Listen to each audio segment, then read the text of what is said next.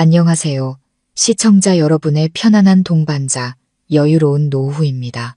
사람들은 흔히 시간이 모든 상처를 치유한다고 말합니다. 하지만 어떤 고통은 시간이 흐를수록 더 깊이 파고들어 꺼지지 않는 불씨처럼 마음속에서 조용히 타오르기도 합니다. 3년. 지난 3년이라는 시간 동안 저는 제 자신의 집에서 마치 그림자처럼 살아왔습니다. 3년간 상복을 벗지 않았고 남편의 제사상 위 향불은 단 하루도 꺼진 적이 없었습니다. 그리고 그 3년은 제 연약한 어깨에 하늘이 무너지는 듯한 비극을 짊어지고 버텨온 시간이었습니다. 저는 저의 이 모든 희생이 일찍 세상을 떠난 남편에 대한 마지막 도리이자 가치 있는 일이라고 굳게 믿었습니다. 하지만 제가 믿었던 모든 것, 제가 흘렸던 피와 땀과 눈물이 실은 끔찍한 거짓 위에 세워진 모래성이었다는 사실을 깨닫기 전까지는 말입니다. 제가 3년 내내 그리워하며 눈물 흘렸던 죽은 줄로만 알았던 남편이 흙먼지 투성이 배달원 복장을 한 제 눈앞에 수십억 원짜리 호화로운 빌라에서 걸어 나오는 그 운명의 오후를 마주하기 전까지는요. 귀를 찢는 경적 소리, 뿌연 매연으로 가득한 서울의 거리는 어느새 제 삶의 일부가 되었습니다. 저는 낡은 오토바이의 핸들을 꽉 쥐었습니다. 등 뒤에는 커다란 배달통이 위태롭게 실려 있었죠.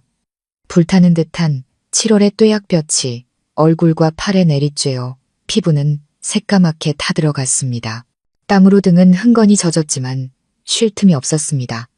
이 배달만 마치고 해가 지기 전에 서둘러 집으로 돌아가야 했습니다. 집에는 시어머니가 저를 기다리고 계셨으니까요. 어머니는 제가 떠먹여드리는 죽을, 갈아드리는 기저귀를, 감각이 사라진 다리를 주물러줄 제 손길을 기다리고 계셨습니다. 3년 전 제 남편 민준 씨는 건설 현장 비계 붕괴 사고로 영원히 제 곁을 떠났습니다. 그는 착하고 능력 있는 건설 기술자였고 우리 가족의 든든한 기둥이었습니다. 남편의 죽음은 청천벽력과도 같았습니다. 저는 사랑하는 남편을 잃었고 시어머니는 유일한 아들을 잃었습니다. 아들의 비보를 들은 시어머니오 여사님은 그 자리에서 쓰러져 뇌출혈로 반신불수가 되셨습니다. 그때부터 집안의 모든 무게가 제 어깨 위로 쏟아졌습니다. 저는 단 한마디의 원망도 하지 않았습니다. 남편이 없으니 이제 제가 남편을 대신해 늙으신 어머니를 봉양해야 할 책임이 있다고 스스로 다짐했습니다. 안정적이던 격리일도 그만뒀습니다. 병원비와 약값을 감당하기엔 월급이 턱없이 부족했기 때문입니다. 저는 배달라이더 일에 뛰어들었습니다. 고된 일이었지만 추가 근무를 하며 조금이라도 돈을 더 벌 수 있었습니다. 친구들과 가족들은 제게 재혼하라고 아직 젊은 나이에 그렇게 청춘을 묻어버릴 수는 없다고 조언했습니다. 하지만 저는 고개를 저었습니다. 남편의 영정 앞에서 평생 어머니를 모시며 수절하겠다고 맹세했으니까요. 그 약속은 제 뼛속 깊이 새겨져 있었습니다. 제 삶은 그렇게 흘러갔습니다.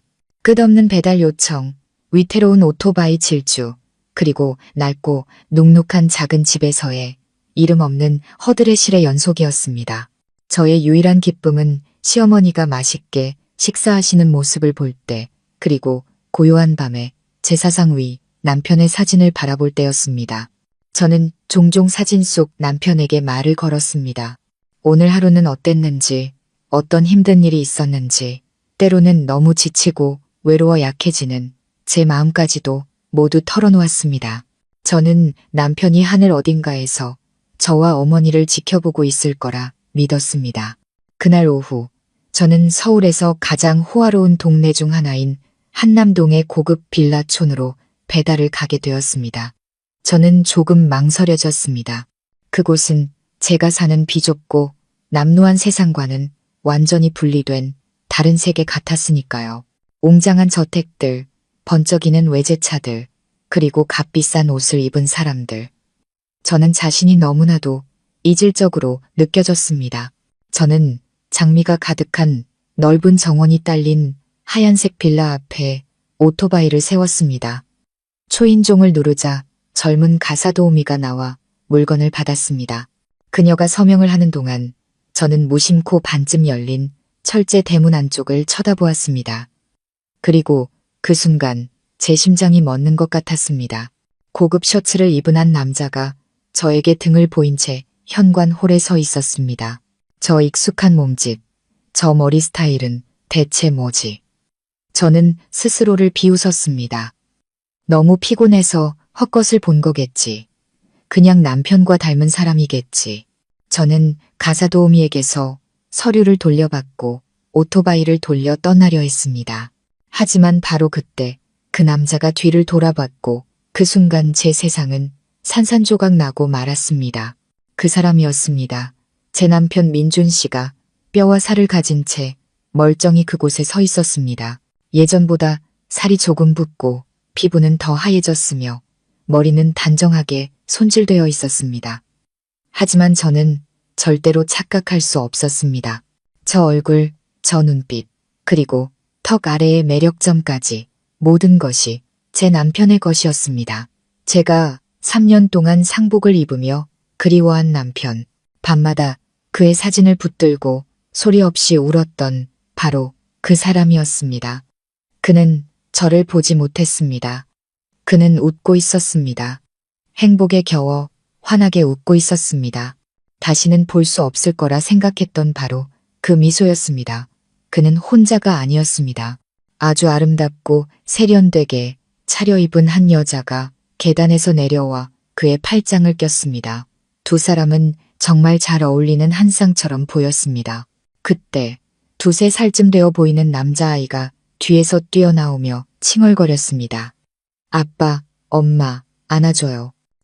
민준 씨는 몸을 숙여 아이를 번쩍 안아들고는 볼에 소리나게 뽀뽀를 했습니다. 세 사람은 화려한 빌라 한가운데 서서 눈이 부실 정도로 완벽하고 행복한 가족의 그림을 완성하고 있었습니다. 그리고 저는 그 문 밖에서 못 박힌 듯 서 있었습니다. 헬멧은 어느새 바닥에 떨어져 굴러다니고 있었습니다. 오토바이 뒤에 실려있던 배달통이 기우뚱하더니 길바닥으로 요란한 소리를 내며 쏟아졌습니다. 하지만 저는 아무것도 느낄 수 없었습니다. 귀는 먹먹해지고 눈앞은 흐릿해졌습니다. 이것은 현실인가? 아니면 끔찍한 악몽인가? 죽은 줄 알았던 내 남편이 죽지 않았다. 그는 살아있다. 다른 여자, 다른 가족과 함께 호화롭고 행복한 삶을 살고 있다. 그렇다면 나의 지난 3년은 무엇이었나? 3년간의 애도, 3년간의 희생, 3년간 시어머니를 돌보기 위해 소처럼 일했던 나의 시간들. 이 모든 것이 대체 무엇이었단 말인가? 그것은 사기극이었다. 나 혼자만 바보처럼 아무것도 몰랐던 잔인한 연극이었습니다. 고통과 분노가 쓰나미처럼 밀려와 저를 집어삼켰습니다. 가슴이 터질 것 같았고 숨쉬기조차 힘들었습니다. 소리치고 싶었습니다. 저 안으로 뛰어들어가 저 거짓말쟁이의 가면을 벗겨버리고 싶었습니다. 하지만 그럴 수 없었습니다. 제 발은 땅에 뿌리 박힌 듯 움직이지 않았고 목구멍은 꽉 막혀 아무 말도 할 수 없었습니다. 저는 그저 철문 틈으로 그들의 행복한 모습을 바라보는 구경꾼처럼 과거에서 온 유령처럼 서 있을 수밖에 없었습니다. 아니, 이를 크게 만들 수는 없었습니다. 제게는 아무런 증거가 없었습니다. 사망신고서까지 발급된 사람이 멀쩡히 살아있다고 말하는 가난한 배달원의 말을 누가 믿어주겠습니까? 사람들은 저를 미쳤다고 할 것이고 남편을 잃은 슬픔에 헛것을 본다고 할 것입니다. 만약 정말로 그냥 닮은 사람이었다면 저는 온 세상의 웃음거리가 될 것입니다. 안 돼. 침착해야 해. 다시 확인해야만 해. 저는 떨리는 손으로 헬멧을 집어들고 쏟아진 배달통을 다시 세웠습니다. 그리고는 마치 현장에서 도망치는 도둑처럼 서둘러 오토바이를 타고 그곳을 떠났습니다. 하지만 저는 도망치는 것이 아니었습니다. 잠시 물러나는 것뿐이었습니다. 돌아가서 생각해야 했습니다. 그가 정말 민준 씨가 맞는지, 확실히 알아낼 방법을 찾아야 했습니다. 집으로 돌아오는 내내 그 장면이 머릿속을 떠나지 않았습니다. 그의 미소, 그 여자를 감싸 안던 그의 팔, 아이의 웃음소리, 모든 것이 비수가 되어 제 심장을 찔렀습니다. 집에 도착하니 이미 어둑어둑해져 있었습니다. 시어머니는 침대에 누워 계셨습니다. 제가 돌아온 것을 보셨지만 그저 목구멍으로 나지막이 신음소리를 낼 뿐 여전히 초점 없는 눈으로 천장만 바라보고 계셨습니다. 저는 말없이 죽을 끓이고 집을 정리한 뒤 죽을 들고 가 어머니께 떠먹여 드렸습니다. 제 손은 숟가락을 떨어뜨릴 정도로 심하게 떨리고 있었습니다. 침대에 미동도 없이 누워있는 시어머니를 바라보자 끔찍한 질문 하나가 머릿속을 스쳤습니다. 혹시 어머님은 무언가 알고 계신 걸까? 아니면 어머님도 나처럼 하나뿐인 아들에게 속은 또 다른 불쌍한 희생자인 걸까? 그날 밤 저는 한숨도 잘 수 없었습니다. 민준 씨와 그의 새로운 가족의 모습이 끝나지 않는 악몽처럼 저를 괴롭혔습니다. 눈을 감을 때마다 그의 행복한 미소가 떠올랐습니다. 당연히 저를 향해야 했을 그 미소가 이제는 다른 여자에게 향하고 있었습니다. 저는 자리에서 일어나 제사상 앞으로 다가갔습니다. 향은 여전히 피어오르고 있었습니다. 저는 민준 씨의 영정사진을 뚫어지게 쳐다보았습니다. 여전히 다정하고 따뜻한 미소를 띤 얼굴. 하지만 이제 그 사진을 보니 사무치는 그리움 대신 소름 끼치는 혐오감이 느껴졌습니다. 나는 지난 3년간 유령을, 사기꾼을 위해 울었던 걸까? 아니면 정말로 뭔가 착오가 있었던 걸까? 진실을 알아야만 했습니다. 더 이상 단 하루도 이 의심과 자책 속에서 살 수는 없었습니다. 다음 날 아침 저는 시어머니께 몸이 좋지 않아 하루 쉬어야겠다고 말씀드렸습니다. 어머니는 안부 한마디 없이 그저 고개만 살짝 끄덕이셨습니다. 저는 어머니가 하루 종일 드실 음식과 물을 준비하고 집을 깨끗이 청소한 뒤 다시 낡은 오토바이를 타고 한남동의 그 빌라촌으로 향했습니다. 이번에는 배달원이 아니었습니다. 저는 진실을 찾는 사람이었습니다. 그 진실이 아무리 잔인할지라도 말입니다. 저는 너무 가까이 다가가지 못하고 빌라 전체를 관찰할 수 있는 맞은편 길가에 한 허름한 찻집 구석에 자리를 잡았습니다. 앞에 놓인 아이스티는 얼음이 다 녹아 맹물이 된 지 오래였습니다. 심장이 가슴 속에서 미친 듯이 뛰었습니다. 두려우면서도 한편으로는 간절히 바라고 있었습니다. 진실을 마주하기는 두려웠지만 어제 본 것이 그저 착각이기를, 정말로 남편과 닮은 다른 사람이기를 바랐습니다. 시간은 영원처럼 더디게 흘러갔습니다. 1시간, 2시간. 빌라는 마치 잠든 괴물처럼 고요했습니다. 저는 제 자신을 의심하기 시작했습니다. 어쩌면 내가 정말 미친 걸지도 몰라. 남편을 잃은 충격으로 환각을 보는 걸 거야. 그렇게 포기하고 집으로 돌아가려던 순간 빌라의 철문이 서서히 열렸습니다. 검은색에 번쩍이는 벤츠 한 대가 천천히 밖으로 굴러나왔습니다. 제 심장이 터져 나올 것 같았습니다. 저는 숨을 죽이고 눈을 크게 떴습니다. 그리고 그를 보았습니다. 그는 운전석이 아닌 조수석에 앉아 있었습니다. 그리고 이번에는 선글라스를 끼고 있지 않았습니다. 차가 제가 앉아 있는 곳을 지나가는 아주 짧은 순간이었지만 저는 아주 똑똑히 보았습니다. 너무나 선명하게 그의 왼쪽 눈썹 끝에 작은 흉터, 대학 시절 오토바이 사고로 생겼던 바로 그 흉터와 턱 아래의 매력점까지 절대로 착각할 수 없었습니다. 그는 민준 씨, 바로 제 남편이었습니다. 심장이 누군가에게 꽉 움켜쥐어진 듯 고통스러웠습니다. 제 안에 마지막 희망이 산산조각 났습니다. 차는 사라졌지만 저는 여전히 그 자리에 조각상처럼 굳어 앉아 있었습니다. 눈물이 걷잡을 수 없이 흘러내렸습니다. 왜 당신이야? 왜 그렇게 잔인하게 나와 어머니를 속인 거야?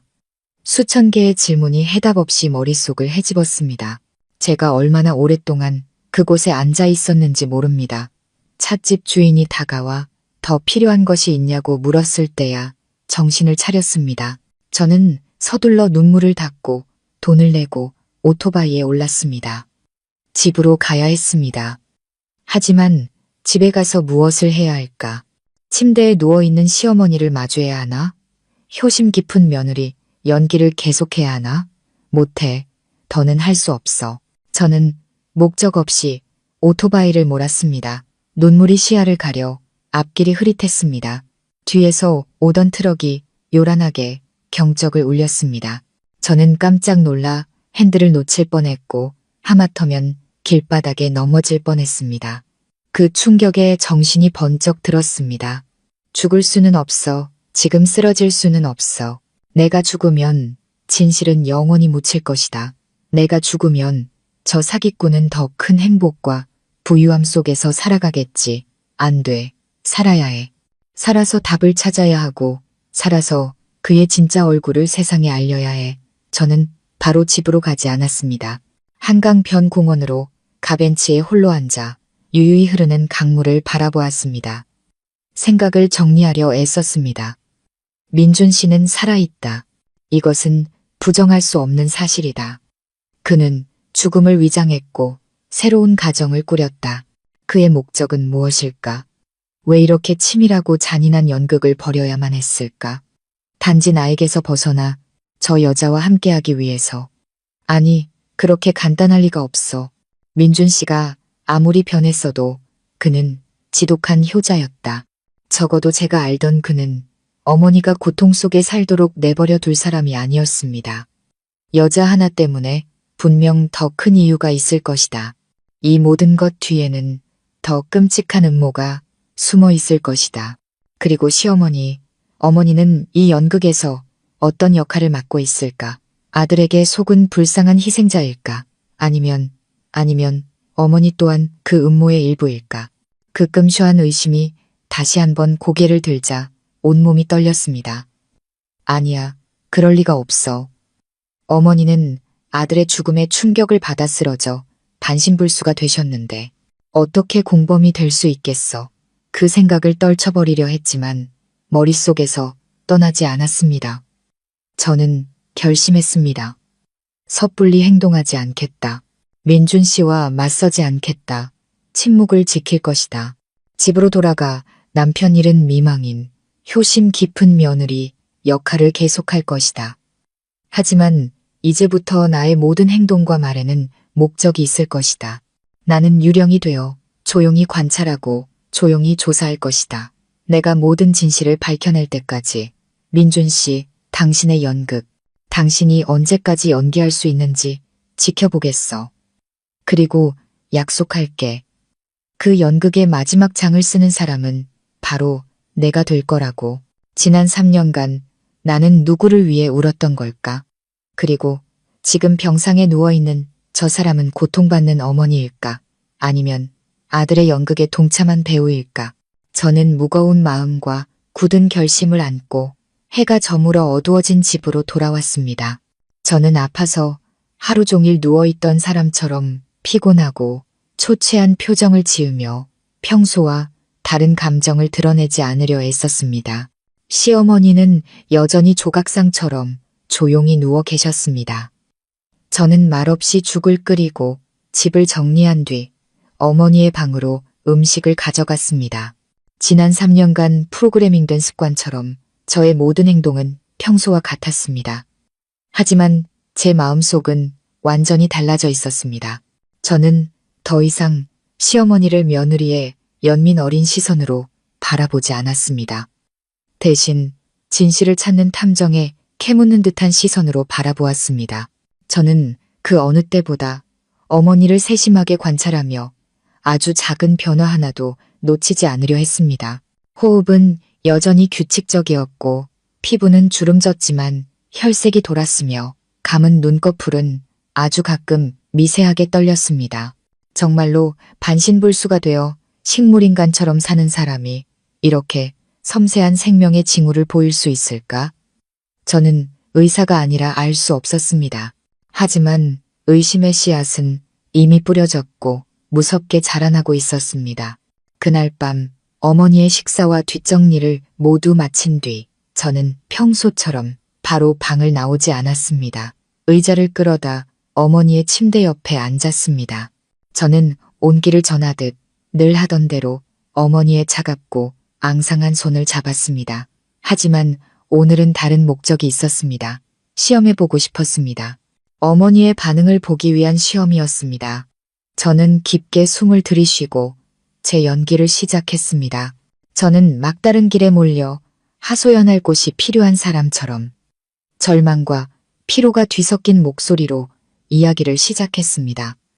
비록 듣는 이가 대답 없는 환자일지라도 말입니다. 어머니, 저 너무 힘들어요. 저는 흐느끼며 말했습니다. 이제 어떻게 해야 할지 모르겠어요. 3년 동안 민준 씨가 죽은 줄로만 알았는데 제가 그 사람을 다시 살리기 위해 얼마나 노력했는데요. 그런데 오늘 민준 씨랑 똑같이 생긴 사람을 봤어요. 정말 똑같이요, 어머니. 저는 잠시 말을 멈추고 어머니의 얼굴에 어떤 변화라도 있는지 살피려 바싹 다가갔지만 표정은 여전히 무감각했습니다. 저는 포기하지 않고 계속했습니다. 제가 헛것을 본 거겠죠. 어머니, 민준 씨는 죽었는데 어떻게 살아있겠어요. 그렇죠? 하지만 그 사람이 너무 닮았어요. 체격부터 얼굴, 심지어 눈썹의 흉터까지요. 저 너무 무서워요. 혹시 민준 씨에게 억울한 일이 있어서 원혼이 되어 나타난 걸까요, 어머니? 저는 일부러 어르신들이 민감하게 반응하는 영적인 주제로 이야기를 몰아갔습니다. 저는 여전히 어머니의 손을 꽉 쥐고 아주 작은 변화라도 느끼려 애썼습니다.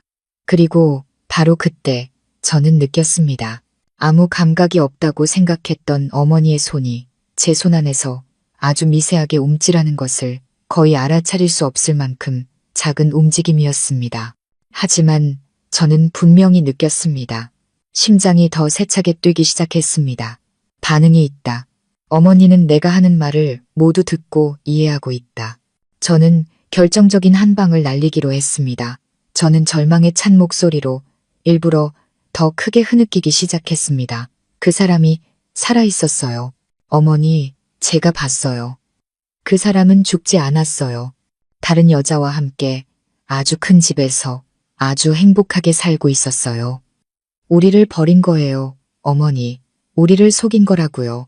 저는 어머니의 손 위로 얼굴을 파묻고 어깨를 들썩이며 완벽한 비극의 주인공을 연기했습니다. 그리고 기다렸습니다. 1초, 2초, 3초. 아무 일도 일어나지 않았습니다. 내가 착각한 걸까? 아까의 손 움직임은 그저 무의식적인 반사작용이었을까? 실망하며 천천히 고개를 들었습니다. 그리고 저는 지난 3년간 단 한 번도 보지 못했던 것을 보았습니다. 꼭 감긴 어머니의 눈가에서 눈물 한 방울이 천천히 흘러내려 주름진 뺨을 타고 누렇게 변한 베개 시스로 스며들었습니다. 단 한 방울의 눈물이었지만 지금 제게는 그 어떤 자백보다도 더 확실한 증거였습니다. 그것은 아들이 살아있다는 소식을 들은 놀라움이나 슬픔의 눈물이 아니었습니다. 아니었습니다. 저는 분명히 느낄 수 있었습니다. 그것은 죄책감의 눈물, 양심의 가책에 시달리는 공범자의 고통스러운 눈물이었습니다. 제 직감이 맞았습니다. 어머니는 알고 있었습니다. 처음부터 모든 것을 알고 있었던 겁니다. 이 반신볼수는 모두 연극이었습니다. 지난 3년간 저를 속이고 저를 무급 가정부로 부려먹으며 아들의 계획을 돕기 위해 어머니가 완벽하게 연기해온 것이었습니다. 끔찍한 진실이 등골을 타고 흘렀습니다. 더 이상 의심이 아니었습니다. 숨이 막힐 정도로 잔인한 확신이었습니다. 내가 지금 누구와 함께 살고 있는 거지. 내가 밤낮으로 누구를 돌보고 있는 거지. 나는 사기꾼과 함께 살고 있을 뿐만 아니라 내 인생을 망친 공범자를 직접 돌보고 있었던 겁니다. 분노와 혐오감이 극에 달했습니다.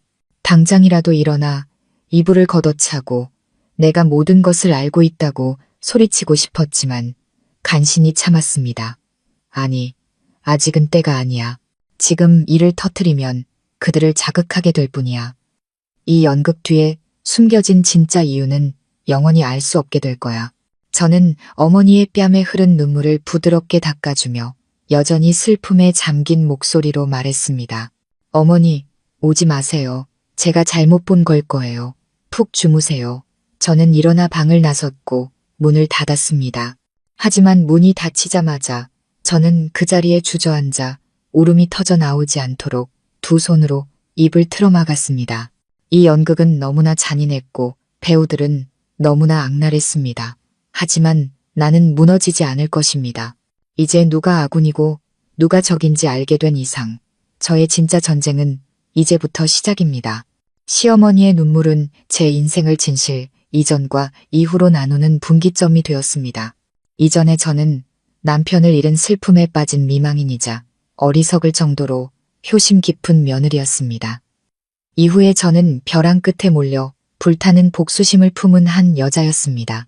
저는 더 이상 이 집의 누구도 믿을 수 없었습니다. 시어머니에게 죽을 떠먹여 드리고 기저귀를 갈아드릴 때마다 혐오감이 치밀어 올랐습니다. 저의 모든 돌봄 행위는 이제 어머니의 가짜 병처럼 거짓으로 물들어 있었습니다. 저는 혼자서는 이 일을 해결할 수 없다는 것을 알았습니다. 이 음모를 파헤치는 데 도움을 줄 능력 있고 믿을 수 있는 동맹이 필요했습니다. 그때 제 머릿속에 떠오른 유일한 사람은 지훈이었습니다. 지훈이는 저와 남편의 대학 동기였습니다. 그는 현재 사회 비리를 파헤치는 탐사보도 전문 기자로 일하고 있었습니다. 그는 똑똑하고 날카로우며 의리가 넘치는 친구였습니다. 남편이 죽은 후에도 지훈이는 유일하게 꾸준히 제게 안부를 묻고 도움을 주며 저를 친동생처럼 아껴주었습니다. 저는 휴대전화를 들고 제 모든 믿음을 그에게 걸기로 결심했습니다. 저는 조용한 작은 카페에서 지훈이를 만났습니다. 초췌한 제 모습과 퀭한 눈을 본 지훈이는 몹시 걱정했습니다. 서연아, 무슨 일이야? 얼굴이 왜 이렇게 상했어? 그가 물었습니다. 저는 더 이상 참을 수 없었습니다. 눈물이 터져 나왔습니다. 저는 지훈이에게 모든 이야기를 털어놓았습니다. 빌라에서 남편을 본 일부터 그의 연인이었던 회사 대표와의 잔인한 대면, 그리고 시어머니의 죄책감이 담긴 눈물까지. 지훈이는 맞은편에 앉아 조용히 제 이야기를 들었습니다. 그의 표정은 놀라움에서 경악으로, 그리고 마침내는 숨길 수 없는 분노로 변했습니다. 그는 두 주먹을 불끈 쥐었고 손마디가 하얗게 질렸습니다. 그는 제 친구일 뿐만 아니라 민준이를 형제처럼 여겼습니다. 이 배신은 그에게도 큰 충격이었습니다. 미친 자식. 지훈이가 이를 갈며 말했습니다. 그 자식이 그렇게까지 쓰레기인 줄은 몰랐다. 내 사랑과 자기 어머니의 모정까지 이용하다니 짐승만도 못하군. 지훈이의 공감과 분노는 제게 큰 위로가 되었습니다. 저는 더 이상 혼자가 아니었습니다. 이건 상상 이상인데 지훈이가 평정을 되찾은 후 심각한 목소리로 말했습니다. 만약 내 말이 모두 사실이라면 이건 단순한 불륜 사건이 아니야. 이건 조직적인 사기, 아주 치밀하게 계획된 음모야. 서연아, 넌 정말 침착해야 해. 시어머니가 네가 의심하고 있다는 걸 절대 눈치채게 해서는 안 돼. 평소처럼 행동해. 나머지는 내가 알아볼게. 지훈이의 말은 절망의 늪에서 저를 건져주는 구명줄 같았습니다. 바로 다음 날부터 지훈이는 조사를 시작했습니다. 그가 가장 먼저 한 일은 남편의 사망 사건 기록을 다시 살펴보는 것이었습니다. 그는 남편이 가입했던 보험회사를 조사했고 첫 번째 결과부터 우리를 경악하게 했습니다. 서연아, 잘 들어. 지훈이가 제게 전화를 걸어왔습니다. 그의 목소리는 놀라움으로 가득 차 있었습니다. 민준이가 사망사고 6개월 전에 무려 10억 원짜리 종신보험에 가입했어. 심장이 세차게 뛰었습니다. 10억 원. 어마어마한 액수였습니다. 예전에 장례 절차를 밟을 때 보험사와 시어머니는 그저 평범한 산업재해 보험이라고 했습니다. 보상금은 몇 천만 원에 불과했고 장례비와 제가 잠시 생활할 수 있는 정도의 돈이었습니다. 저는 속았던 겁니다. 그 보험의 법적 수혜자는 바로 너야, 서연아. 지훈이가 말을 이었습니다. 은행 기록에 따르면 10억 원이 내 통장으로 입금됐어. 하지만 바로 다음 날 그 돈 전액이 출금 위임장을 통해 다른 계좌로 이체됐어. 너 이 사실 알고 있었어. 전혀 몰랐어. 저는 기억을 더듬었습니다.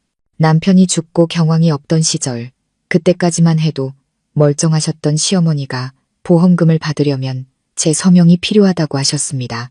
어머니는 서류 뭉치를 제게 내밀었고 저는 슬픔에 잠겨 제대로 읽어보지도 않고 서명을 했습니다. 그 중에는 분명 출금 위임장도 있었을 겁니다. 저는 제 손으로 그렇게 큰 돈을 옮기는 서류에 서명하고도 까맣게 모르고 있었던 겁니다. 저는 너무나 어리석었습니다. 그 계좌는 지훈이가 낮은 목소리로 말했습니다. 수취인 정보가 없는 대포 통장이야. 돈이 그곳으로 들어간 뒤 여러 개의 작은 금액으로 쪼개져 수많은 다른 곳으로 이체된 후 흔적도 없이 사라졌어. 이건 명백한 전문 자금 세탁 행위야. 모든 것이 명확해졌습니다. 이것은 우연이 아니었습니다. 처음부터 계획된 것이었습니다. 남편과 시어머니, 그리고 분명 그 여자까지 세 사람은 10억 원의 보험금을 가로채기 위해 완벽한 연극을 꾸몄던 것입니다. 그들은 저의 사랑과 믿음, 그리고 슬픔을 이용해 저를 그들의 계획을 위한 도구로 만들었습니다. 분노가 극에 달했습니다. 그들은 제 3년의 청춘을 앗아갔을 뿐만 아니라 저를 바보, 그들의 손에 놀아나는 꼭두각시로 만들었습니다. 하지만 왜, 민준 씨는 왜 그런 짓을 해야만 했을까? 그에게는 그 여자도 있었고 부유한 삶도 있었는데 10억 원이 아무리 큰 돈이라지만 자신의 명예와 인격을 버리고 가장 사랑하는 사람들까지 속일 만큼 가치가 있었을까? 저는 이 보험 사기 뒤에 더 끔찍한 비밀이 숨겨져 있을 거라는 직감이 들었습니다. 그들이 이렇게 치밀한 연극까지 벌여가며 숨겨야만 했던 범죄. 그 비밀을 알기 위해서는 마지막 카드를 뒤집어야 했습니다. 시어머니가 가짜로 아픈 척하고 있다는 것을 증명해야만 했습니다. 그래야만 그들의 모든 연극이 막을 내릴 수 있었습니다. 그리고 저는 제가 무엇을 해야 할지 알았습니다. 저는 반박할 수 없는 증거, 그 자리에서 어머니의 죄를 폭로할 수 있는 증거가 필요했습니다. 보험 사기의 진실을 알게 된 후 시댁 식구들에 대한 일말의 연민도 사라졌습니다. 오직 그들의 진짜 얼굴을 밝혀내고야 말겠다는 분노와 결심만이 남았습니다. 저의 최우선 목표는 시어머니였습니다. 저는 어머니가 반신불수가 아니라는 증거를 확보해야만 했습니다. 지훈이는 제게 해결책을 제안했습니다. 바로 몰래카메라 설치였습니다. 그는 제게 전자 탁상시계 모양으로 위장된 초소형 카메라를 건넸습니다. 이걸 어머니 방구석, 방 전체와 침대를 다 볼 수 있는 곳에 놔둬. 아주 자연스럽게 행동해야 해. 절대 의심받으면 안 돼. 지훈이가 신신당부했습니다. 저는 깊게 숨을 들이쉬었습니다.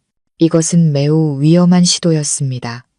만약 들키기라도 한다면 어머니와 남편이 제게 무슨 짓을 할지 몰랐습니다. 하지만 다른 선택지가 없었습니다. 해야만 했습니다. 다음 날 저는 마치 누가 쓰던 낡은 탁상시계를 얻어온 것처럼 연기했습니다. 저는 시어머니께 말했습니다. 어머니, 집에 있던 낡은 시계가 자꾸 시간이 안 맞네요. 누가 이 전자시계를 줬는데 어머니 방에 놔드릴게요. 시간 보시기 편하게요. 시어머니는 평소처럼 아무 반응이 없었고 초점 없는 눈으로 천장만 바라볼 뿐이었습니다. 저는 조심스럽게 시계를 옷장 위에 올려놓고 방 전체를 촬영할 수 있도록 각도를 조절했습니다. 심장이 세차게 뛰었습니다. 마치 위험한 임무를 수행하는 첩보원이 된 기분이었습니다. 저는 카메라를 제 휴대전화와 연결했습니다. 이제 저는 24시간 내내 그 방의 모든 움직임을 감시할 수 있게 되었습니다. 첫날은 아무 일 없이 지나갔습니다. 시어머니는 여전히 침대에 미동도 없이 누워 계셨고, 저는 평소처럼 죽을 떠먹여 드리고 기저귀를 갈고 다리를 주물러 드렸습니다. 한때는 제가 너무 과민 반응하는 게 아닐까, 그 눈물이 단순한 우연은 아니었을까 하는 생각도 들었습니다. 하지만 지훈이는 3년 동안 연기해온 사람이 쉽게 허점을 보이지 않을 테니 인내심을 가져야 한다고 말했습니다. 그리고 저의 인내심은 보상을 받았습니다. 이틀째 되던 날 밤 새벽 1시경, 제가 제 방에서 휴대전화 화면을 뚫어지게 보고 있을 때 끔찍한 광경이 펼쳐졌습니다. 반신불수인 줄 알았던 시어머니가 침대에서 스스로 몸을 일으켜 앉았습니다. 어머니는 주위를 한번 둘러보더니 조용히 바닥으로 내려섰습니다. 그녀는 반신불수가 아니었습니다. 아주 멀쩡하게 걸어 다녔습니다. 저는 그 자리에 얼어붙었고 손이 떨려 하마터면 휴대전화를 떨어뜨릴 뻔했습니다. 온몸의 피가 차갑게 식는 것 같았습니다. 역시 그랬어. 모든 것이 연극이었어. 시어머니는 테이블로 걸어가 스스로 물을 따라 맛있게 마셨습니다. 그러고는 옷장으로 가 낡은 가방 깊숙이 숨겨두었던 휴대전화를 꺼냈습니다. 그녀는 번호를 누르고 통화를 시작했습니다. 그녀의 목소리는 더 이상 의미 없는 신음소리가 아니었습니다. 아주 평범하고 심지어는 꽤 즐거워 보이는 목소리였습니다. 여보세요, 아들? 엄마야. 어머니는 남편과 통화하고 있었습니다. 가슴이 무너져 내렸습니다. 저는 서둘러 통화 녹음 기능을 켰습니다. 응, 엄마는 잘 지내. 내 마누라가 아주 잘 보살펴주고 있단다. 아주 바보 같은 년이야. 3년 동안 이 집에서 소처럼 일하면서 불평 한마디 없으니 말이야. 그녀는 아기에 찬 웃음소리를 냈습니다. 걱정 마. 그녀는 아무것도 의심 못해. 아직도 내가 진짜 아픈 줄 안다니까. 그런데 말이다. 그녀는 언제쯤 정리할 거니? 계속 여기 어슬렁거리게 두니 엄마도 불안하구나. 혹시라도 뭘 알게 되면 골치 아프잖아. 잠시 침묵이 흘렀습니다. 아마도 남편의 말을 듣고 있는 듯 했습니다. 그래, 알았다. 내 일이나 잘 처리해. 하지만 서둘러야 한다. 아, 유라랑 내 손주는 잘 있지. 그래, 그럼 됐다. 엄마 용돈 붙이는 거 잊지 말고. 끊는다. 내 마누라 깰라. 그녀는 전화를 끊고 휴대전화를 원래 자리에 숨겼습니다. 그리고는 다시 침대에 올라가 누웠고 순식간에 다시 반신불수 환자의 모습으로, 미동도 없고 영혼도 없는 모습으로 돌아갔습니다. 그녀의 연기는 너무나 완벽했습니다. 이 카메라가 없었다면 저는 평생 진실을 알지 못했을 겁니다. 저는 침대에 꼼짝 않고 앉아 있었습니다. 눈물이 하염없이 흘렀습니다. 하지만 이것은 더 이상 슬픔의 눈물이 아니었습니다. 극에 달한 분노의 눈물이었습니다.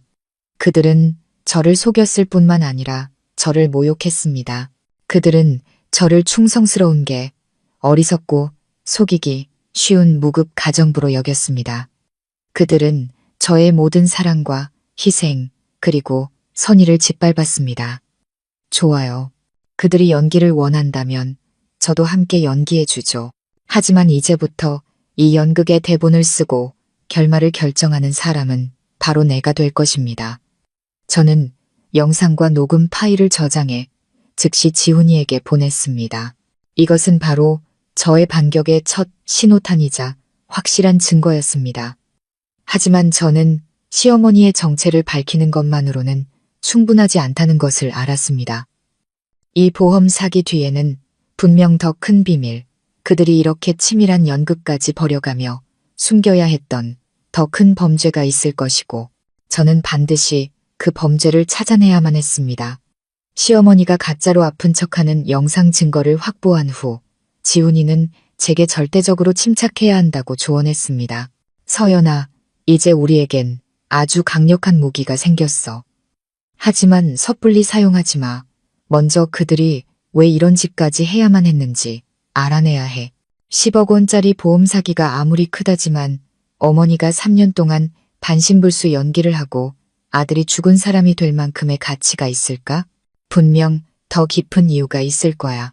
지훈이의 말은 저를 생각하게 했습니다. 맞습니다. 모든 것이 돈 문제만은 아닌 것 같았습니다. 더 큰 연극으로 덮어야 할 만큼 끔찍한 범죄가 있었을 겁니다. 지훈이는 그 해답을 찾기로 했습니다. 그는 과거의 비계 붕괴 사고를 다시 깊이 파고들기 시작했습니다. 그는 사건 기록을 다시 찾아 수사 종결 보고서의 모든 세부 사항을 꼼꼼히 읽었습니다. 기록에 따르면 사고는 기술적 결함으로 인한 안타까운 사고로 결론 내려졌고 형사적 요인은 없었습니다. 희생자로 알려진 남편은 큰 콘크리트 덩어리에 깔려 시신이 심하게 훼손되어 육안으로는 신원 확인이 불가능했습니다. 신원 확인은 주로 현장에서 발견된 지갑, 휴대전화, 시계, 그리고 서연, 민준이라고 새겨진 결혼반지와 같은 개인 소지품에 의존했습니다. 의심스러운 점이 바로 여기 있어 서연아, 지훈이가 전화로 말했습니다. 이 모든 것들은 쉽게 바꿔치기 할 수 있는 물건들이야. DNA 검사와 같은 과학적인 신원 확인 절차는 전혀 이루어지지 않았어. 그때 그 여자 최유라의 회사가 수사기관과의 협의부터 보상 문제까지 모든 것을 처리했더군.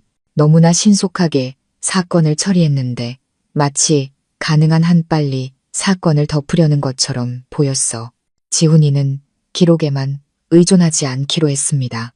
그는 당시 그 공사 현장에서 일했던 사고에서 운 좋게 살아남은 인부들과 다시 연락을 취하려 했습니다.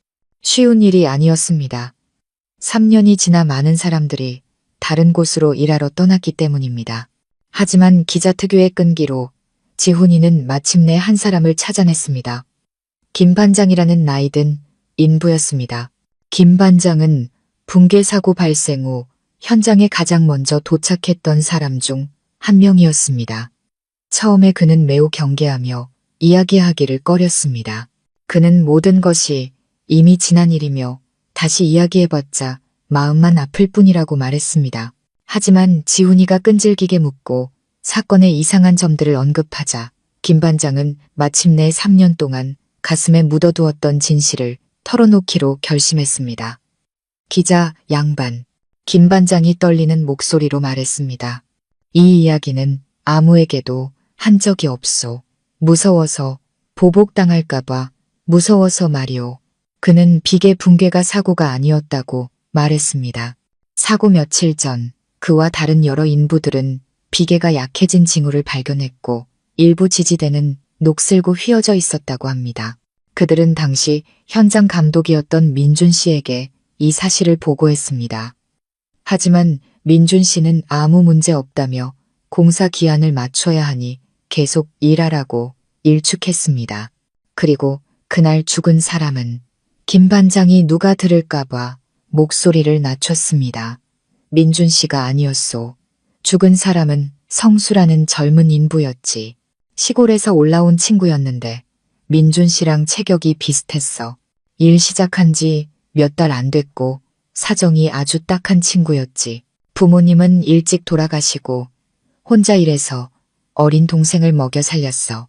사고 전날 밤 민준 씨가 그 친구를 따로 불러내서 이야기하고 돈을 좀 쥐어주면서 어깨를 다독이는 걸 봤어. 그때는 그냥 민준 씨가 착해서 어려운 사람을 돕는 줄로만 알았지. 누가 알았겠어. 김 반장의 말은 제 귀에 벼락처럼 내리꽂혔습니다. 살인 그리고 시신 바꿔치기. 그들은 민준 씨의 대역을 만들기 위해 불쌍하고 무고한 젊은 인부를 잔인하게 죽인 것이었습니다. 그들의 범죄는 사기가 아니라 살인이었습니다. 용서받을 수 없는 범죄였습니다. 지훈이가 물었습니다. 그럼 왜 그때 진실을 말하지 않으셨나요? 김 반장은 깊은 한숨을 쉬며 두려움 가득한 눈빛으로 말했습니다. 사고가 난 후에 최유라라는 여자 회사 사람들이 우리를 한 명씩 따로 만났소. 그들은 우리 각자에게 지원금이라는 명목으로 큰 돈을 줬고 무엇을 말해야 하고 무엇을 말하지 말아야 하는지 알려줬소. 성수는 운이 없었고 사고는 누구도 원하지 않았던 일이라고 했지. 이제 와서 말해봤자 달라질 것도 없고 일만 더 복잡해질 뿐이라고. 그러면서 은근히 협박도 했소. 입 잘못 놀리면 나중에 길 조심해야 할 거라고. 우리는 모두 가난하고 무서워서 입을 다물 수밖에 없었소. 모든 것이 명확해졌습니다. 그 사고는 부실 공사의 책임을 덮기 위해 조작된 연극이었습니다. 아마도 민준 씨와 최유라는 저급자재를 사용했고 비계 붕괴 위험을 미리 알고 있었을 겁니다. 이 범죄를 숨기고 법의 처벌을 피하기 위해 그들은 한 사람의 목숨을 희생시키는 동시에 보험 사기 계획까지 실행에 옮긴 것입니다. 일석이조의 지독하고 잔인하기 짝이 없는 계획이었습니다. 저는 지훈이의 이야기를 들으며 온몸을 부들부들 떨었습니다. 더 이상 눈물도 나지 않았습니다. 고통은 하늘을 찌를 듯한 분노로 변했습니다. 내가 사랑했던 남편, 3년 동안 상복을 입었던 그 사람은 사기꾼일 뿐만 아니라 냉혈한 살인자였습니다.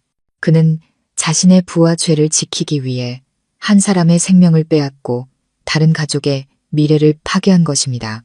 저는 더 이상 제 자신만을 위한 정의를 되찾아야 하는 것이 아니었습니다. 억울하게 죽은 성수라는 청년을 위해서도 정의를 되찾아야 했습니다. 어떤 위험이 닥치더라도 이 악마들이 죗값을 치르게 해야만 했습니다. 이 싸움은 이제 완전히 다른 의미를 갖게 되었습니다.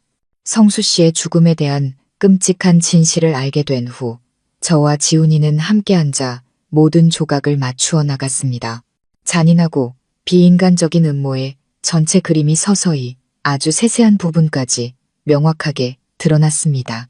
모든 것은 사고에서 시작된 것이 아니었습니다. 그보다 훨씬 오래전 남편과 최유라의 부적절한 관계에서부터 시작되었습니다. 제가 엿들은 시어머니의 통화 내용과 지훈이가 남편의 옛 동료들에게서 알아낸 정보를 통해 우리는 전체 이야기를 재구성할 수 있었습니다. 남편과 최유라는 그가 회사에 막 입사했을 때부터 내연 관계였습니다. 당시 최유라의 회사는 아직 작았습니다. 아름답고 똑똑하지만 야망으로 가득 찬 최유라는 남편에게서 유용한 도구를 보았습니다. 남편은 똑똑하고 능력 있었지만 가난한 출신에 항상 열등감과 불타는 신분 상승 욕구를 가지고 있었습니다. 최유라는 그 약점을 이용했습니다. 그녀는 돈과 지위를 이용해 남편을 후원하고 밀어주며 그를 충성스러운 연인이자 자신의 오른팔로 만들었습니다. 그들의 관계는 단순한 사랑이 아니었습니다. 그것은 야망과 수단으로 가득 찬 두 사람의 공생 관계였습니다.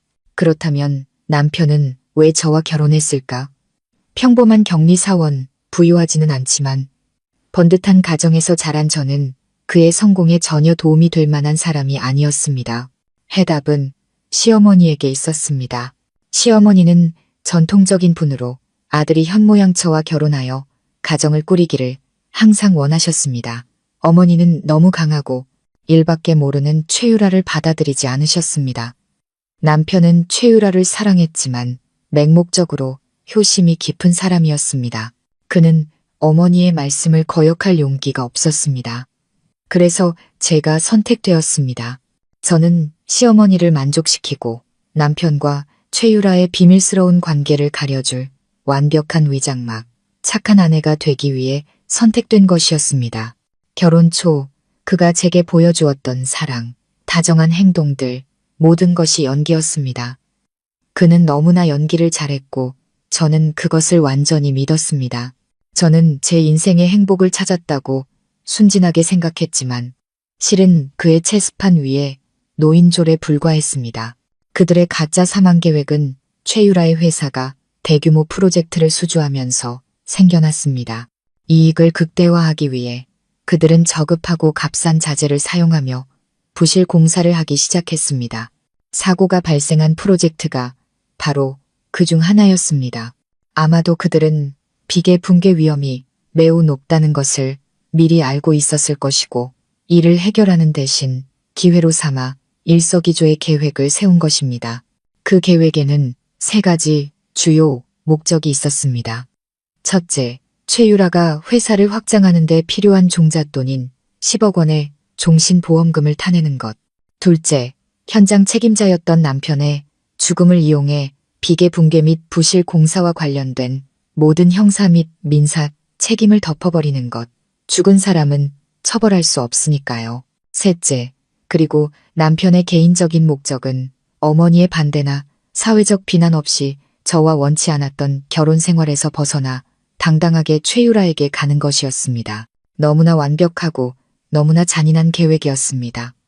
이 계획을 실행하기 위해 그들은 한 사람의 도움이 필요했습니다. 바로 시어머니였습니다. 남편이 어떻게 어머니를 설득했을까요? 아마도 그는 부유한 미래와 어머니가 그토록 바라던 손주에 대한 환상을 그려주었을 겁니다. 그리고 시어머니는 아들에 대한 맹목적인 사랑과 탐욕에 눈이 멀어 그 끔찍한 연극에 동참하기로 한 것입니다. 어머니는 아들의 목적을 돕기 위해 3년 동안 갇힌 삶을 감수하며 반신불수 연기를 하기로 동의했습니다. 그녀의 모정은 병적인 사랑, 범죄에 대한 동조가 되어버렸습니다. 그렇다면 이 연극에서 저의 역할은 무엇이었을까요? 저는 남편을 잃고 눈물 흘리는 불쌍한 아내였습니다. 저는 전신마비 시어머니를 돌보기 위해 청춘을 바친 효심 깊은 며느리였습니다. 그리고 가장 중요한 것은 제가 보험금의 합법적인 수혜자이자 10억 원이 빠져나가는 서류에 아무것도 모르고 서명한 사람이었다는 것입니다. 저는 피해자이자 도구이자 그들의 범죄를 위한 가장 완벽한 방패였습니다. 그들은 모든 것을 계산했고 모든 역할을 배정했습니다. 그들은 자신들의 연극이 결코 막을 내리지 않을 것이라고 생각했습니다. 하지만 그들은 틀렸습니다. 그들은 벼랑 끝에 몰린 한 여자의 끈기를 과소평가했고 자신들이 저지른 죄의 대가를 얕보았습니다. 모든 비밀은 언젠가 빛 아래 드러나기 마련입니다. 그리고 이제 모든 진실을 알게 된 제가 그 무대에 막을 내릴 것입니다. 저는 더 이상 두렵지 않습니다.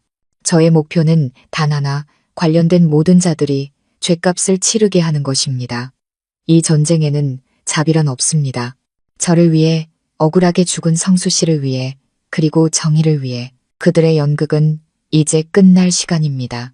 거의 모든 진실을 손에 쥔 후 저와 지훈이는 매우 신중하게 행동해야 한다는 것을 알았습니다. 우리의 상대는 단순한 사기꾼이 아니라 어떤 수단과 방법도 가리지 않는 잔인한 사람들이었습니다.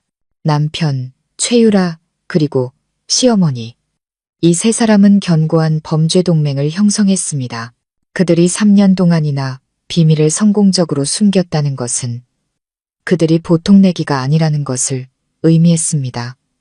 지훈이가 제게 말했습니다. 서연아, 이제 우리가 해야 할 일은 두 가지야. 첫째, 넌 계속 연기해야 해. 심지어 더 실감나게 말이야. 시어머니가 조금이라도 의심하지 못하게 해. 둘째, 우린 법정에 제출할 수 있는 더 확실한 물적 증거가 필요해. 김 반장님 같은 증인의 증언은 매우 중요하지만 그것만으로는 그들을 유죄로 만들기에 충분하지 않을 수도 있어. 저는 지훈이의 의도를 이해했습니다. 우리에겐 반박할 수 없는 무언가가 필요했습니다.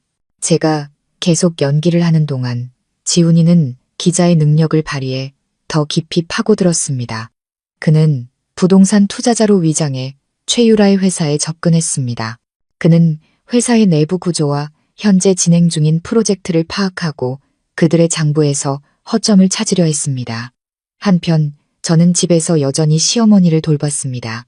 하지만 이제 제 모든 행동에는 목적이 있었습니다. 방을 청소할 때마다 어머니가 의심스러운 물건을 숨겨두지는 않았는지 찾으려 했었습니다.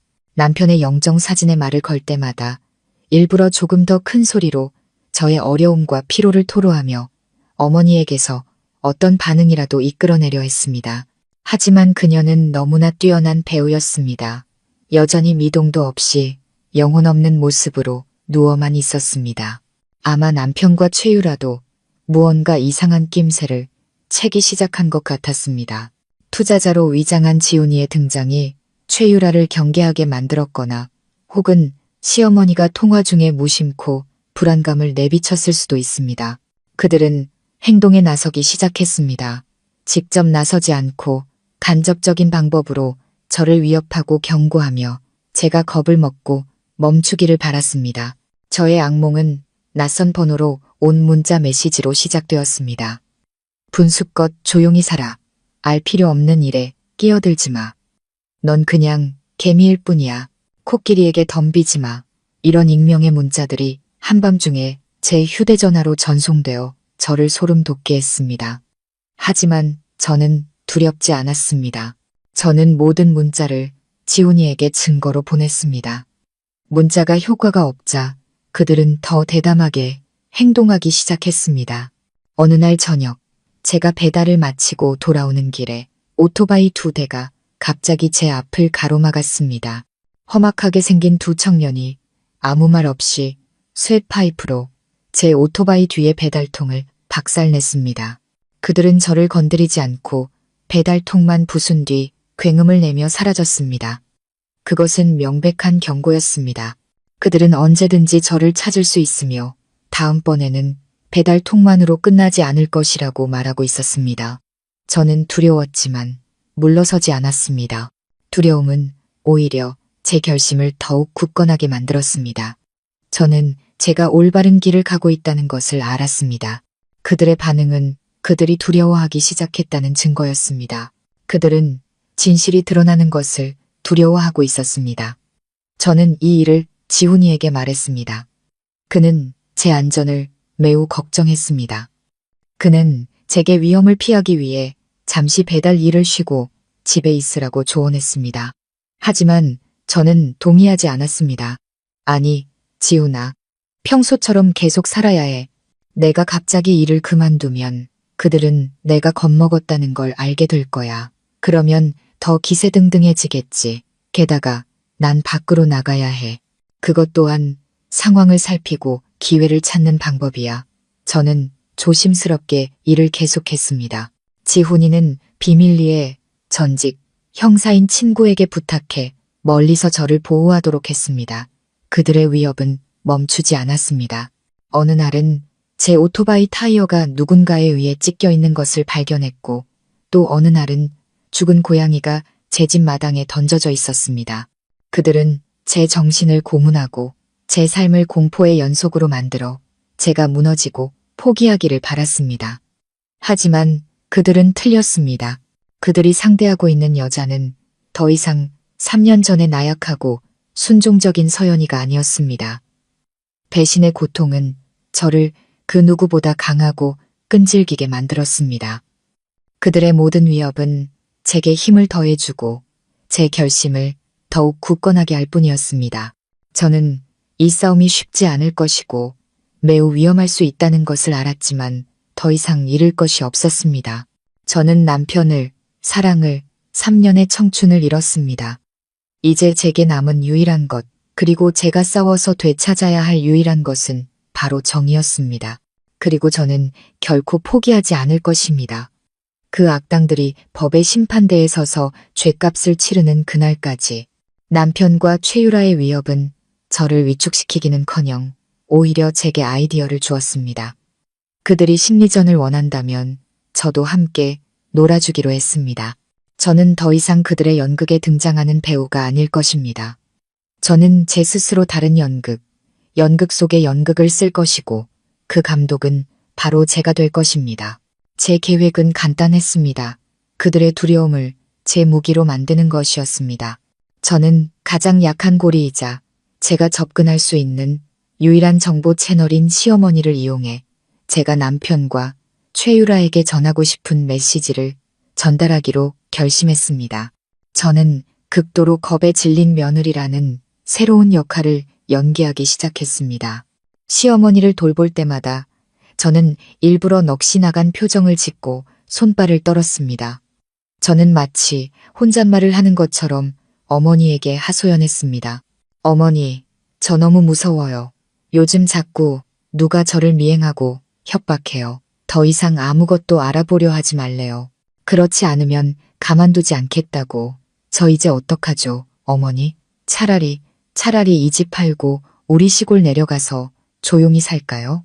여기는 너무 무서워요. 제가 어머니를 제대로 모실 수 없을 것 같아요. 저는 흐느끼며 완벽하게 연기했습니다. 시어머니는 여전히 미동도 없이 누워 있었지만 저는 그녀가 한마디도 놓치지 않고 듣고 있다는 것을 알았습니다. 그리고 제 예상대로 그날 밤 감시 카메라를 통해 보니 어머니는 다시 몰래 남편에게 전화를 걸고 있었습니다. 이번에 그녀의 목소리는 더 이상 즐겁지 않았습니다. 공포와 걱정으로 가득 차 있었습니다. 아들아, 큰일 났다. 누가 서연이 그년을 미행하는 것 같아. 아주 겁에 질려서 정신을 못 차린다. 집 팔고 시골로 내려가자고까지 하잖니. 어떻게 좀 해봐. 진짜 집 팔면 우린 어디서 살아. 그리고 저러다 너무 무서워서 경찰에 신고라도 하면 어떡해. 그녀는 당황한 목소리로 속사포처럼 말했습니다. 저는 전화기 너머 남편의 표정을 상상할 수 있었습니다. 분명 그도 매우 당황하고 있을 것입니다. 그의 계획은 저를 겁줘서 입 다물게 하는 것이었지 겁에 질려 도망가서 일을 더 복잡하게 만드는 것이 아니었습니다. 저는 그들의 내부에 혼란의 씨앗을 뿌리는데 성공했습니다.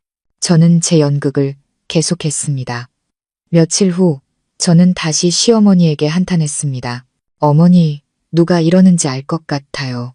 예전에 민준 씨 회사에서 일어난 산재 사고로 죽은 인부의 가족 같아요. 그 죽음에 억울한 점이 있다고 하더라고요. 절대 가만히 있지 않고 진실을 밝혀낼 거라고. 저는 너무 혼란스러워요. 저는 그저 힘없는 여자일 뿐인데 어떻게 그들을 상대하겠어요? 저는 일부러 인부 가족과 억울한 점이라는 가장 민감한 단어들을 언급했고 이 공격은 제대로 먹혀들었습니다. 그날 밤 시어머니가 남편에게 건 전화는 분노와 질책으로 가득했습니다. 민준아, 똑똑히 말해. 내 죽음이 다른 사람이랑 무슨 상관이 있는 거야? 왜 누가 서연이를 찾아와서 괴롭히는 거냐고. 너 엄마한테는 모든 게 순조로울 거라고 약속했잖아. 너 엄마까지 속일 셈이야. 그녀는 전화기에 대고 소리쳤습니다. 분명 남편은 어머니에게 살인 및 시신 바꿔치기에 대한 모든 진실을 말하지 않았을 겁니다. 그는 단지 보험 사기 계획이라고만 말했을 것입니다. 이제 더 깊은 비밀이 드러날 위기에 처하자 그들 사이에 갈등이 생기기 시작했습니다.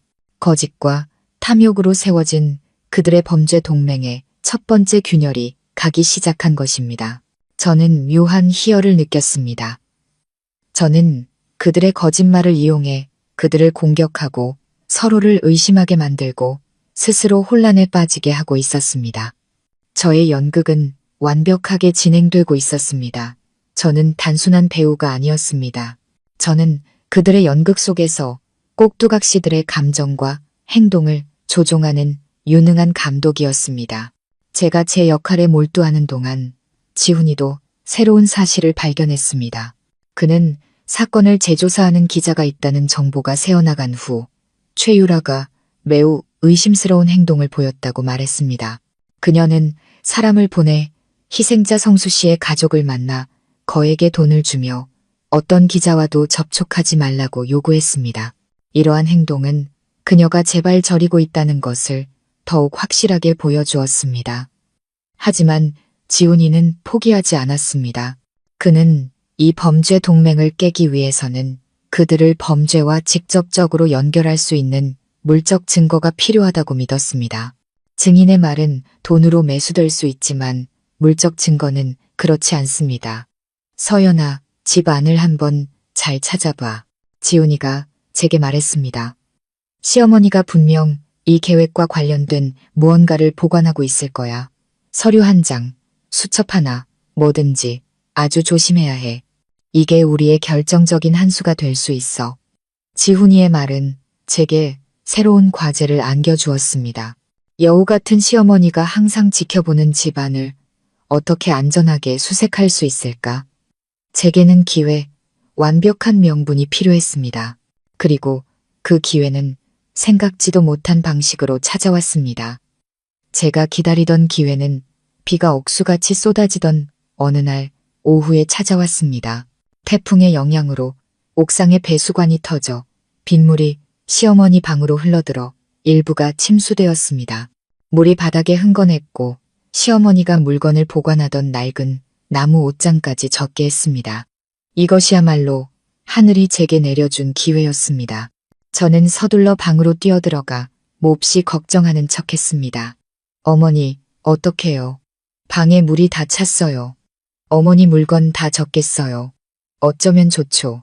시어머니는 침대에 누워 물이 차오르는 것을 보며 처음으로 숨길 수 없는 당혹감을 드러냈습니다. 저는 그 옷장 안에 어머니가 젖는 것을 원치 않는 매우 중요한 무언가가 있다는 것을 알았습니다.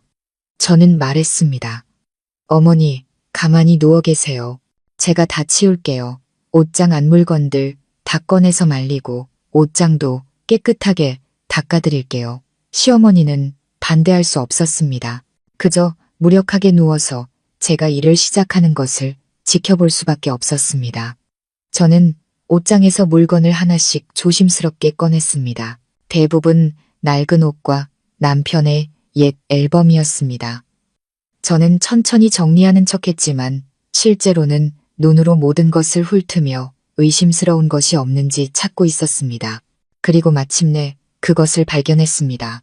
옷장 맨 아래 비닐봉지에 여러 겹 쌓여 있는 세월의 흔적으로 녹이 쓴 작은 양철 상자였습니다. 겉보기에는 평범했지만 시어머니가 이렇게 꼼꼼하게 보관했다는 사실만으로도 그 안에는 분명 비밀이 담겨 있다는 것을 알 수 있었습니다. 저는 시어머니를 흘끗 보았습니다. 그녀는 제 손에 들린 상자를 뚫어지게 쳐다보고 있었고 그 눈에는 걱정과 두려움이 가득했습니다. 저는 못 본 척하며 상자를 들고 말했습니다. 어머니, 이 상자도 좀 젖었네요. 제가 거실로 가져가서 닦아드릴게요. 저는 그녀의 반응을 기다리지 않고 서둘러 상자를 들고 거실로 나갔습니다. 저는 그녀가 아무것도 할 수 없다는 것을 알았습니다. 저는 거실 문을 닫았습니다. 심장이 세차게 뛰었습니다. 이것은 그들의 모든 범죄와 비밀을 담고 있는 판도라의 상자일지도 모릅니다. 저는 떨리는 손으로 낡은 자물쇠를 열었습니다. 안에는 보석이나 돈이 아니라 우리의 조사에 훨씬 더 귀중한 것들이 들어있었습니다. 첫 번째는 몇 가지 개인 소지품이었습니다. 낡은 가죽 지갑, 멈춘 시계, 그리고 결혼 반지. 저는 이것들이 남편의 사고 현장에서 발견되었다고 알려진 바로 그 물건들임을 즉시 알아차렸습니다. 그를 식별하는 데 사용되었던 물건들이었습니다. 알고 보니 그것들은 연극을 위해 미리 준비된 가짜였습니다. 그는 심지어 자신의 진짜 물건을 희생하고 싶지도 않았던 겁니다. 다음은 작은 수첩이었습니다. 한 장 한 장 넘길 때마다 심장이 멎는 것 같았습니다. 이것이 바로 우리가 찾던 것이었습니다. 시어머니는 10억 원의 보험금을 받은 후 이체된 모든 돈의 내역을 기록해 두었습니다. 숫자, 이름, 날짜가 매우 상세하게 적혀 있었습니다. 최유라의 회사로 이체된 큰 금액도 있었고 한남동의 빌라를 사는데 사용된 금액도 있었으며 매달 정기